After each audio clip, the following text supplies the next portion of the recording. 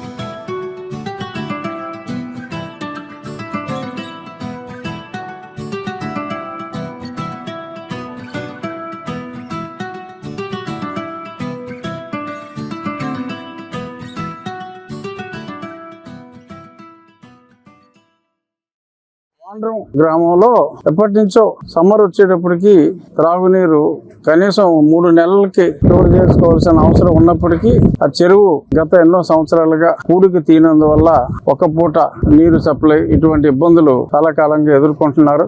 అన్నిటికీ శాశ్వత పరిష్కారం గ్రామ ప్రజలు సర్పంచ్ కృష్ణ గారి నాయకత్వంలో ఈ ఊర్లో ఏ ఇబ్బంది వచ్చినా మన ఏఆర్ ఫిష్ ప్రొడక్ట్స్ రెడ్డి గారి సంపూర్ణ సహకారంతో, ఇదే ఊర్లో ఉన్న వెల్కమ్ ఫిషరీస్ వాళ్ళ సహకారంతో ఈ గ్రామ ప్రజలు అందరూ చక్కగా అభివృద్ధి కార్యక్రమాలు ఎన్నో గ్రామాల కన్నా చాలా ఎక్కువగా ప్రభుత్వ నిధుల మీద ఏమాత్రం ఆధారపడకుండా సొంతంగా ఒక ఆదర్శ గ్రామంగా గతంలో ఒకేసారి 6 ప్రోగ్రాములు కూడా మనం చూసాం. ఇక్కడ ఈ చెరువు చుట్టూ కూడా చక్కగా వాకింగ్ ట్రాక్ వేశారు. రాబోయే కొద్ది రోజుల్లో చెట్లు కూడా మంచి సైజు ఉన్న చెట్లే నాటి వచ్చే వర్షాకాలం పూర్తయ్యే నాటికి చక్కటి కొలను ఒక ఉద్యానవనం టైపులో ఊరు ప్రజలందరూ కూడా ఇక్కడికి ఉదయం సాయంత్రం వచ్చి చక్కగా ఎక్సర్సైజులు వాకింగ్ అంతా చేసుకునే విధంగా మరింత ఆదర్శవంతంగా తీర్చిదిద్దే కార్యక్రమాలు జరుగుతున్నాయి. పదవీ విరమణ చేయొచ్చు. అయినా నాయకుడికి, నిజమైన నాయకులకి పదవి విరమణ ఉండదు.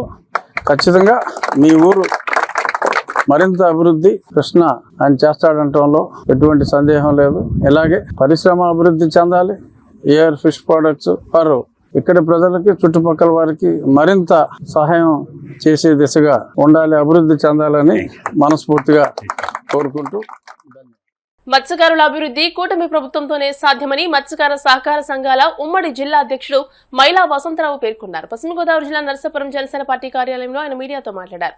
గత వైసీపీ ప్రభుత్వం మత్స్యకారుల అభివృద్ధి సంక్షేమాన్ని పూర్తిగా మరిచిపోయిందని అన్నారు. టీడీపీ హయాంలో మంజూరైన నల్లి క్రీక్ హార్బర్, ఆక్వా యూనివర్సిటీ పనులను నిర్లక్ష్యం చేసిందని అన్నారు. కూటమి అధికారంలోకి వచ్చాక ఎమ్మెల్యే నాయకర్ తీర ప్రాంత మత్స్యకారుల అభివృద్ధి సంక్షేమం కోసం నిరంతరం కృషి చేస్తున్నారని అన్నారు. మత్స్యకారులకు వలలు, బోట్లు, పెండింగ్ లో ఉన్న నల్లి క్రీక్ హార్చర్ పనులకు శ్రీకారం చుట్టిన ఘనత నాయకరికే దక్కుతుందని అన్నారు. 50,000 మంది మరి ఇక్కడ ఉన్నారు. నరసాపురంలోను మరి నాయకుడి గారు అభివృద్ధి ఏం చేశారు, ఫిషర్మెన్ కి, అగ్రికల్చర్లకు ఏం చేశారని మాట్లాడుతున్నారు నాయకులు, వైసీపీ నాయకులు. మరి ఈ రోజు, ఆ రోజు మీరు ఫిషింగ్ హార్బర్ గురించి మాట్లాడారు. ఫిషింగ్ హార్బర్ తెచ్చిది మీరు 430 కోట్ల రూపాయలు ఇచ్చామని కళ్ళబొల్లు కబుర్లు చెప్తున్నారు. మీరు ఈ వేళ ఏం చేశారు? 436 కోట్లు తెచ్చి ఆ రోజు మీరు జీవో తేకుండా, ఏదీ లేకుండా మరి అసమర్థన ముఖ్యమంత్రి మరి ఆ రోజు ఎక్కడో బీవు తిప్పలోను మరి ఫిషింగ్ హార్బర్ అక్కడ శంకుస్థాపన చేయకుండా దొంగసాటిగా నరసాపురం పట్టుకొచ్చి ఏదోను ఆన్లైన్ లో చేసేసి శంకుస్థాపన వెళ్ళిపోవటం కాదు. దాని జీవో మీరు ఇవ్వండి. ఇస్తున్నట్లయితే అదేదైతే నిజంగా ఆ రోజు ఎన్ని మన హార్బర్లు ఇచ్చారు, ఆ రోజు ప్రభుత్వంలో ఇచ్చినాయి కదా, ఈ రోజు పనులు కూడా అన్ని జరుగుతున్నాయి. మరి అదే నరసాపురంలో బీపు తిప్పలో మరి ఫిషింగ్ హార్బర్ 430 కోట్లు ఇచ్చారన్నారు. మీరు ఆ రోజుని నరసాపురం నియోజకవర్గంలో ఉన్న 50,000 మందిని మీరు మత్స్యకారులను మోసం చేసి దానికి చేశారు తప్ప మరి దానికి ఏదైనా సరే ఇక్కడ ఎటువంటి ఒక బెడ్డ గాని, ఒక ఇది గాని, ఒక ఇట గాని పేర్చే దాఖలాలో మరి ఈ నియోజకవర్గంలో లేదు. అది మీకు, మీ ప్రభుత్వం, మీ నాయకుడికి ప్రసాద్ రాజు గారికి, ఆ రోజున్న శాసనసభ్యుడు ప్రసాద్ రాజు, మరి ఆ రోజున్న మరి మాజీ ముఖ్యమంత్రి జగన్మోహన్ రెడ్డికి దక్కింది ఆ దుర్మార్గం పనులు చేయడం. మరి కూటమి ప్రభుత్వం వచ్చిన తర్వాత ఏదైతే ఉన్నదో దాన్ని స్పష్టంగా అభివృద్ధి కళ్ళు కన్నట్టు కనపడుతుంది. మీరు ఈ రోజు, ఆ రోజు మీరు చేసింది ఎక్కడైనా ఒక రోడ్లు గాని, ఒక ఇంటు గాని ఎక్కడా లేదు. మరి నిజంగా చూసుకున్నట్లయితే ఆ రోజు ఇళ్ల స్థలాలు ఇచ్చారు మీ వైసీపీ ప్రభుత్వంలో. శ్మశానాలనే ఊడ్చి చేసిన ఘనత మీ వైఎస్ఆర్ ప్రభుత్వానికి దక్కింది, ఈ ప్రసాద్ రాజుకి దక్కిందని నేను ఈ సందర్భంగా కూడా మీడియా మిత్రుల ద్వారా నేను తెలియపరుస్తా ఉన్నా. ఎక్కడైనా మీరు ఇచ్చిన ఇళ్ల స్థలాలు శ్మశానాల్లో పెట్టడం తప్ప ఎక్కడైనా ఒక్క ఇటక పేర్చి ఆ ఇళ్ళలు ఇచ్చిన ప్రజలు, పేద ప్రజల వాళ్ళకి ఆ శ్మశానాల్లో ఇచ్చి ఒక్క ఇటకు కూడా పేర్చిన దుర్మార్గం ప్రభుత్వం వైసీపీ ప్రభుత్వం అని నేను ఈ సందర్భంగా కూడా మీడియా మిత్రుల ద్వారా నేను తెలియపరచుగా ఉన్నాను. మరి నిజంగా కూడా ఎక్కడో అభివృద్ధి ఏదో జరగలేదు, అక్కడ జరిగింది, ఇక్కడ జరిగింది, ఎక్కడ హార్బర్ గురించి, ఇట్ల గురించి చెప్పుకొచ్చారు. నిజంగా కొంతమంది వైసీపీలో ఉన్న నాయకులు ఎక్కడ మన దర్పరేవు తినంగా మరి అక్కడ ఒక ఐలాండ్ కింద కట్టి మీరే నడుపుతున్నారు. ఏం నడుపుతున్నారు మరి అక్కడ ఏదన్నా సరే గెస్ట్ హౌస్లు కట్టి నడిపిన ఘనత మరి అది లంక భూమి. అది లంక భూముల్లో మీరే గెస్ట్ హౌస్లు కట్టి మరి రిహార్సల్ కింద నడిపేది ఎవరైనా ఉన్నారా అంటే అది మీ వైసీపీ నాయకులే. మీరు గుర్తు తెలుసుకోవాలి. మీరు ఖచ్చితంగా దీన్ని మీ గుండెల మీద వేసుకుని చూసుకున్నట్లయితే మీరు ఏమైతే చేస్తున్నారో అది మీరు ఖచ్చితంగా మీరు గమనించుకొచ్చిన విషయం ఎంతైనా ఉందని మీడియా మిత్రుల మూలంగా మేము. భారతీయ జనతా పార్టీ 46వ ఆవిర్భావ దినోత్సవం సందర్భంగా భీమవరం మండలం చినమిరం గ్రామంలో జెండా ఆవిష్కరణ కార్యక్రమాన్ని నిర్వహించారు. ఈ కార్యక్రమంలో బీజేపీ జిల్లా సీనియర్ నాయకులు కోమటి రవికుమార్, బీజేపీ నాయకులు వత్సవాయి వెంకటరాజు, దుర్గారావు, వెంకటరావు, పోలింగ్ బూత్ అధ్యక్షులు తదితరులు పాల్గొన్నారు. 46వ ఆవిర్భావ దినోత్సవం సందర్భంగా చినమేరం గ్రామంలో ఒక జెండా ఆవిష్కరణ కార్యక్రమాన్ని ఇక్కడ నిర్వహించుకోవడం జరిగింది. భారతీయ జనతా పార్టీ ఈరోజు కేంద్రంలో అధికారంలో ఉందంటే ఎంతో మంది ప్రాణాలు సైతం త్యాగం చేసి ఈరోజు ఈ పార్టీని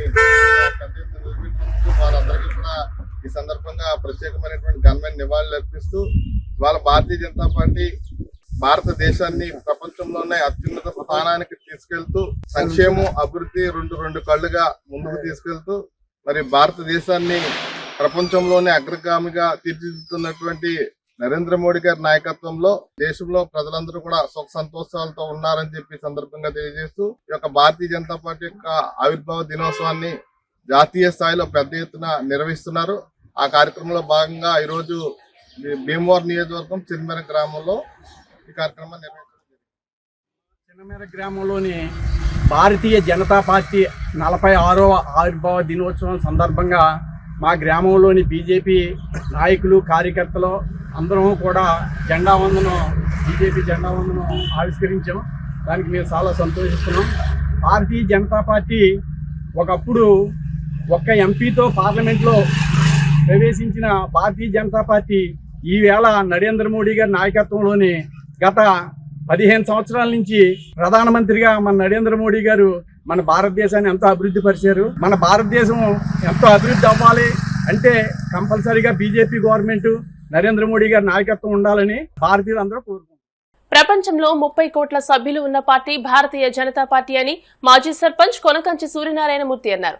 కాళ్ల మండలం కోలనపల్లి గ్రామంలో భారతీయ జనతా పార్టీ 46వ ఆవిర్భావ దినోత్సవం సందర్భంగా పార్టీ జెండాను ఆవిష్కరించారు. ఈ సందర్భంగా మాజీ సర్పంచ్ కొనకంచి సూర్యనారాయణమూర్తి మాట్లాడుతూ భారతీయ జనతా పార్టీలో కార్యకర్త నుండి ప్రధానమంత్రి వరకు ప్రోత్సహించే పార్టీ బీజేపీ పార్టీ అని అన్నారు. క్రమశిక్షణ, నిబద్ధత, నిస్వార్థమైన పార్టీ భారతదేశాన్ని ప్రపంచంలో విశ్వగురువు స్థానంలో నరేంద్ర మోడీని నిలబెట్టిన పార్టీ భారతీయ జనతా పార్టీ అని కొనియాడారు. అనంతరం స్వీట్లు పంపిణీ చేశారు. ఈ కార్యక్రమంలో మంత్రి వెంకటరాజు, వేగిరాజు మురళీకృష్ణరాజు, వేగిరాజు గాంధీరాజు, వేగిరాజు రామచంద్రరాజు, కటారి పెద్దిరాజు, వాకర్ బాబు, సత్యనారాయణ, బొరా ప్రకాష్, గ్రంథి సూరిబాబు, పార్టీ నాయకులు, కార్యకర్తలు, అభిమానులు, గ్రామస్తులు పాల్గొన్నారు.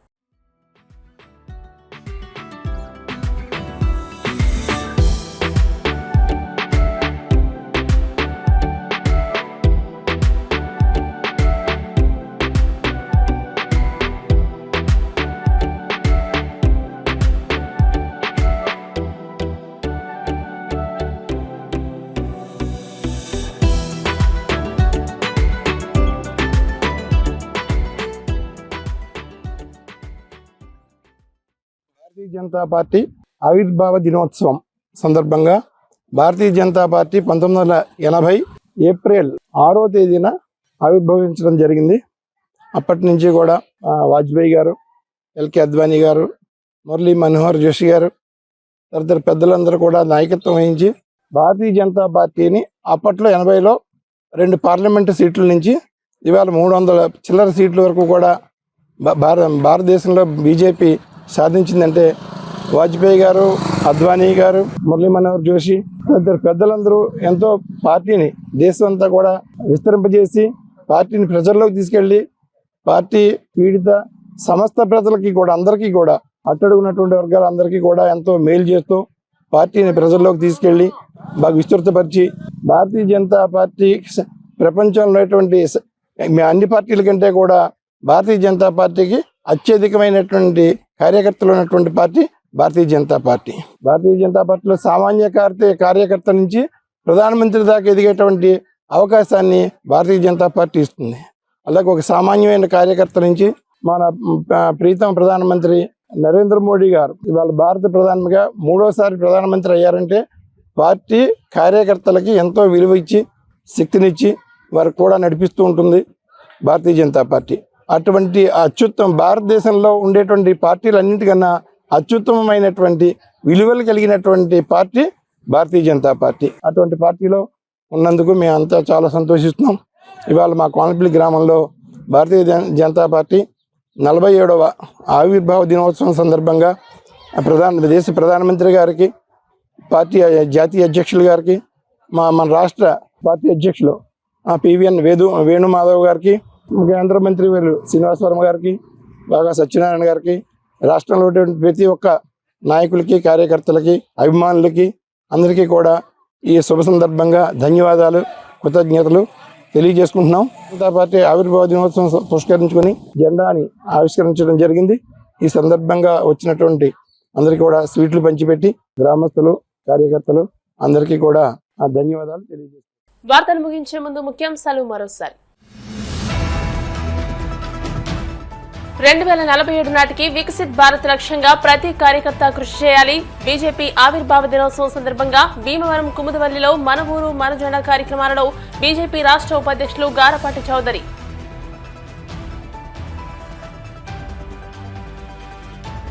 ఆకివీడు పెద్దపేటలో రామాలయ పునర్నిర్మాణానికి భక్తుల నుంచి అనూహ్య స్పందన. 95 లక్షల రూపాయల విరాళాలు వచ్చాయన్న డిప్యూటీ స్పీకర్ త్రిపులార్. ప్రతిపక్షంలో ఉన్నప్పుడు ప్రజలపై ముద్దులు, అధికారంలోకి వచ్చాక గుద్దులు అన్న చందాన మాజీ సీఎం జగన్ వ్యవహరించారు మంత్రి నిమ్మల.